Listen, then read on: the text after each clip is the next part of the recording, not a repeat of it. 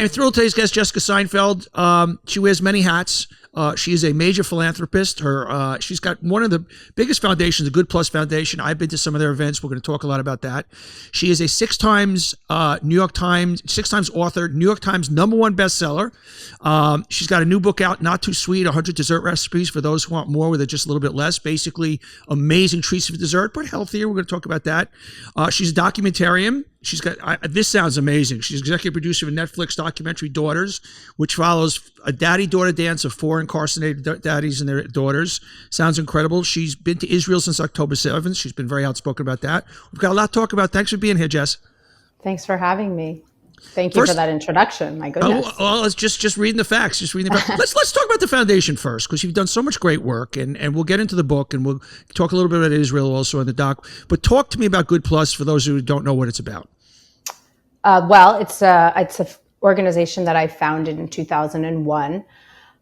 We are a unique model. We provide essential goods to parents, and we pair them with essential and innovative services like counseling, co-parenting classes, financial literacy classes, all to create an upward trajectory for families who are under-resourced.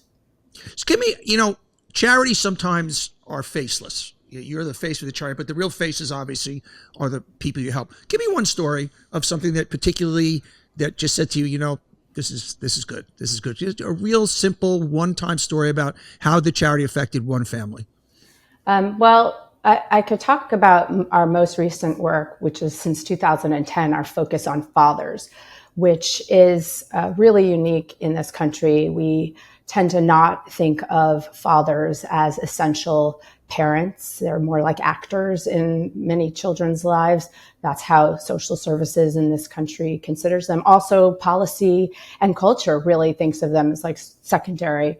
And we have found at Good Plus, the more you engage fathers, the more you invest in them as primary parents and certainly capable and competent co-parents, that family really thrives. And so, we've had fathers who get out of prison. We've had fathers who, have had real employment challenges, and they go out into the world and try to get jobs, and people look at them like they don't deserve or are not worthy of even applying for these jobs. And so what we try to do is give them a space, a circle, a fatherhood program where they can get those services and really skills and brotherhood that really helps them get to, a place where they feel they are considered and worthy and trusted, so that when they go out and find a job and are able to provide for their families,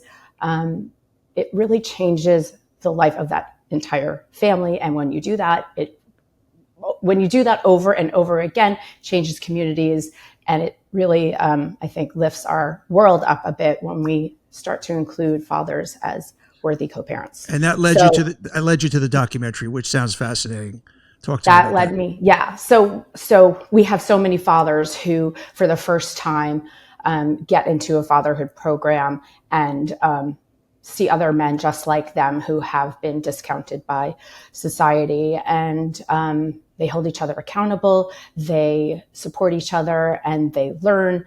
Oftentimes they have not had great parenting themselves. And so they realize, the world hasn't been set up for them. So Good Plus Foundation really provides support and services. And we're changing social services itself by training social workers and frontline workers to look at fathers as being worthy.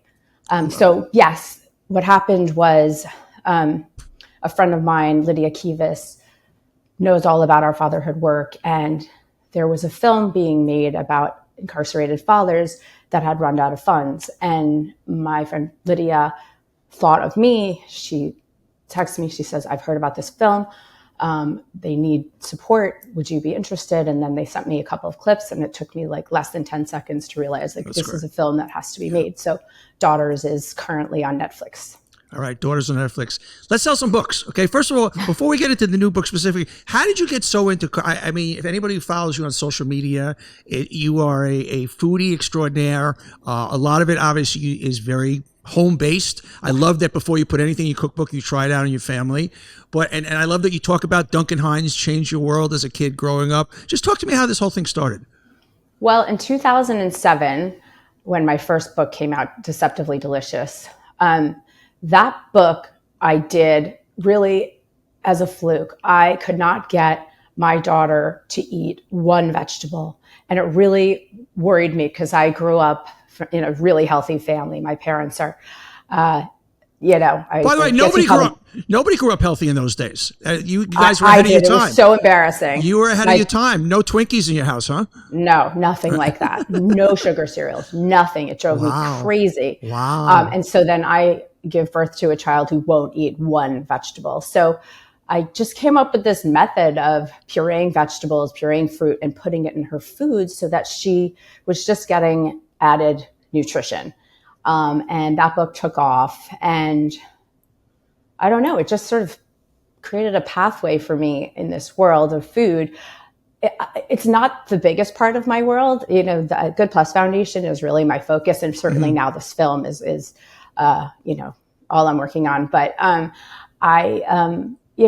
I never meant for this to be a career. It's definitely like the creative side of my brain. And I work with someone now on the past 4 books who I love so much. And I spend all these days with her in our kitchen. So that's just so fun for me. But it's not the most primary part of my life, but I love doing it. And this book was really, really, really hard. Testing every recipe over and over and over again, because we want everything to be really delicious, but we want it to be low sugar or no sugar, natural sugars, gluten-free when we can, some vegan. And really, we wanted this book to be for everyone. And so it took a really long time and like so much testing that it's like, for me, childbirth, like I'm never doing another book. I know. We're going to play this someday when you do your next book. Because I say this every time, Donnie. I say it every time, but this time I think I mean it. And as Jerry said, this is like the grand finale. It's dessert. So let's see what happens. So give me an example. Give me an example. Give me one dish that you say, okay, normally you eat a chocolate cake and it's this many calories, it's made with this, but this is maple syrup instead. Give me a kind of a side by side. So a typical chocolate layer cake would be like 2 cups of granulated white sugar. Ours has 1 cup of maple syrup. Lemon bundt cake, which I love. By the way, I've been doing this show for 4 years. First time the word bundt cake came up. I love it. I know, right? You never know what's going to come out of my mouth. That's why people love you, right? A bundt cake would have like 2 cups of granulated white sugar. We have half a cup, quarter cup of maple syrup. We just worked really hard on making sure there was still some sweetness in every recipe, but not too sweet.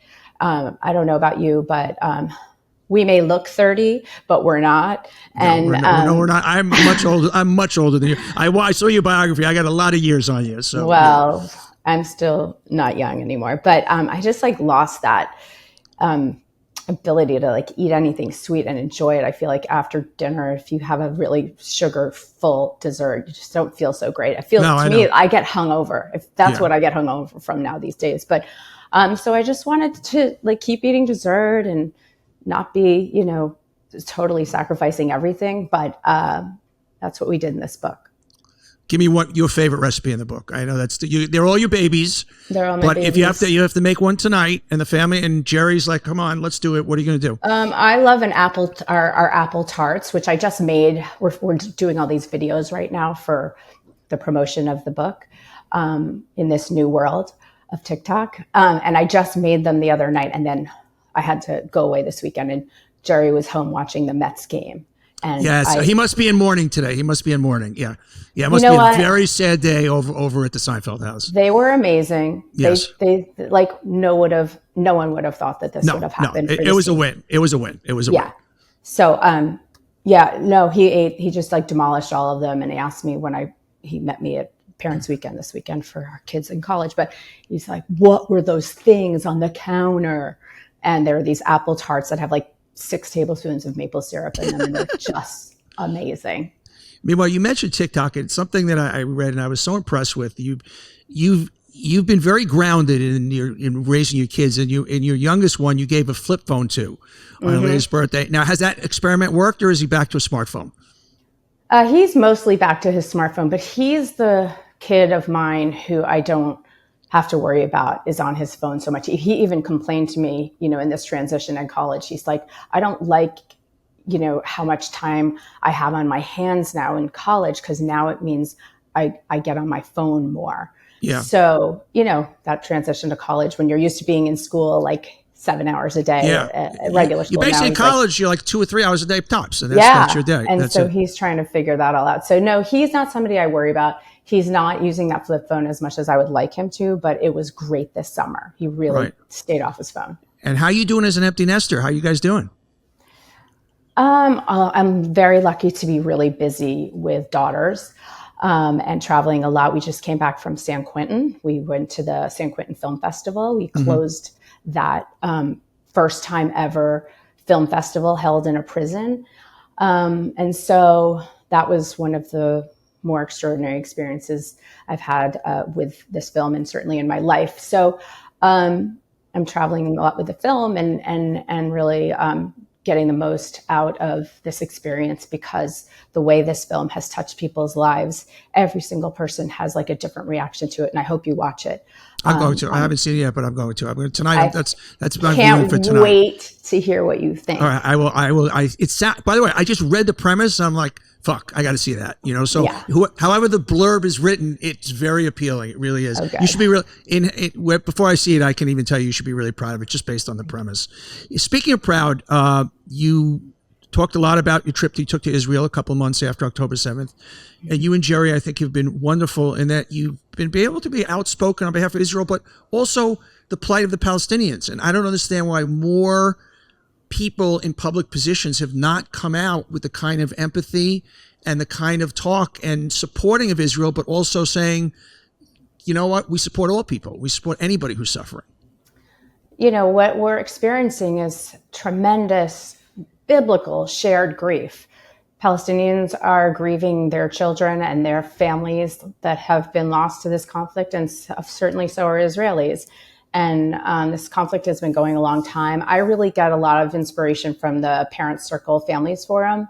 They are doing incredible work with both Palestinian and Israeli families who are bereaved and who have lost family members going back 20 years. It didn't just start on October 7th, this organization. It was founded by a woman named Robbie, whose son was killed by a Palestinian sniper. And from there, she realized that other Palestinian mothers are experiencing the same grief she is. And so that has been really kind of revolutionary for me in that. You're getting emotional as you're talking about it now. It's really interesting. Your whole tone has kind of changed, Really? I mean, that's, yeah. Thank you. I just think it's important to, take a wider lens on this, and that obviously we have a huge terrorism problem in the world, and there are a lot of people who hate Jews. And I just think if we focus on the shared grief that we are experiencing right now, and the idea that, we don't need to import this conflict onto our shores and onto our campuses is what the Parents Circle always says. They're Israelis and they're Palestinians, and they are experiencing this every single day. They are experiencing, firsthand loss, whereas on our campuses and on our shores and in our streets, this is their conflict. We are certainly part of it in this country because American Jews are being targeted in, unacceptable and unprecedented rates. But I just try to really focus on the shared grief that all families are experiencing in that region. You talked about your last trip to Israel, which I think was your 4th, if I read it right, and how you were so taken with how unified. This is just two months after this slaughter and massacre, and yet you came away with uplifted, ironically. Yeah, I think what a role model in, what to do in a crisis is to rely on each other and to take care of each other. And, there was this day that we spent with Brothers and Sisters for Israel, where it was in this massive, I don't know what you call it, like, it was in a mall. It was in a mall that had been shut down right after the war because nobody was going to work. And no one was shopping. And so Brothers and Sisters for Israel took over this huge mall, and it was just everyday people, CEOs of these big tech companies, and everyday, working parents and not working parents, all together, like doing their part to feed each other, clothe each other. So many families are displaced on the northern and southern border. And so there are so many people at that time, certainly, that needed a lot of help and that are living in hotels, and their kids are going to school in hotels. And so just to see the country rally around each other was, I think they're more worried about us. Is I'm more worried about right now. I'm more worried about us also. I know that sounds crazy. I'm so worried what's going on in school. We're not going to get to politics, but I'm just so worried. I'm so worried. They were more worried about us in America than we were sort of made to feel there. Like, you see them rallying, you see them, pulling together in a way that, was really touching for me. Yeah. Yeah. How were you affected? Jerry was so brilliant with hecklers one night, and I know in Buffalo there were protests there, and simply because he was a Jewish comedian. By the way, the best comedian of all time. That's just one man's opinion. But how did you process that? What did you do with that? What did you say to your kids? It's, people don't like Jews. That's really what it is. But I think there are some people who don't like Jews, but what I have experienced from allies and people I didn't know were allies, every day, people coming up to me on the street and thanking me for, being, I don't even think of myself as vocal. I just, like, we're all supposed to live together here in this country. And it's not okay to call people names and use language that makes people feel othered and certainly scared. And so it's a very simple idea that, like, we need to be kind and we need to be inclusive. And I just feel like our allies are scared to come forward, but they come to me all the time. They write me all the time. And, we're going to get through this, and we're going to get through this because the Jewish spirit is strong and alive, and we have incredible allies who do not like what is going on. Well said. I have the same take you do. I get people who come up to me all the time and they touch their heart and they say, thank you for, and I'm just talking like you're talking. Like, it's not, there's no bravery. There's no brain surgery. It's just common empathy, humanity. It's just, that's it. I noticed a few years ago on my Instagram way before this, very obvious conflict, now war, but, I noticed a lot of activity that felt very weird and inorganic to me. And I started to talk to some people who understand the internet, and they explained to me that, but like way back in like 2018 or 19, this issue with bots. And that's when I had a sense that this is not a fully natural, organic, what would we call this? Campaign. All right. So I've been on this for a while. And so it's interesting to see today that there's a lot more understanding of where this comes from. Let's get back to the book. So the whole thing is basically these healthy recipes. Did you get into the psychology of dessert? You talked a little bit earlier about how you feel that you talked in the book about how it's a treat that we give ourselves. So psychologically, is there something different if it's not as decadent? I don't know if that makes any sense, the question I'm asking. It's funny that you say that, because we made sure to have, I think there's like 3 full sugar recipes. Okay, right. Like like cheesecake. Like, we're not going to mess with cheesecake. Like, it's so good. Don't fuck with the cheesecake. Yeah, we're not going to mess with flan, which I love so much. And we tried with both of them to make them with much less sugar. And it just wasn't perfect, and it wasn't what we thought represented the idea of the book. So we kept them in the book, which is the idea that, like, when you're moderate around your eating, most of the time, whenever you want to go for it, go for it. I went for it all weekend at Parents' Weekend. I was like, I don't care. It's the South, you know? And so now I'm back to health. Give me an example of something that didn't make the book that failed at your dinner table. Oof. Give me a story of like, Mom, are you kidding me? Yeah.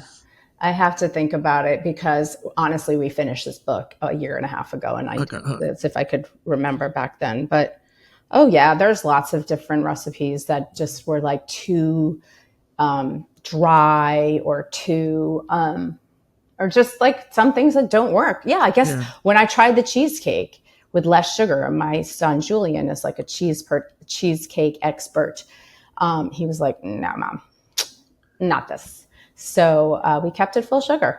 You know, your son and my daughter hung out a little bit. Speaking of Julian, I don't know if you know that they had hung out in what way? Well, I think they hung out.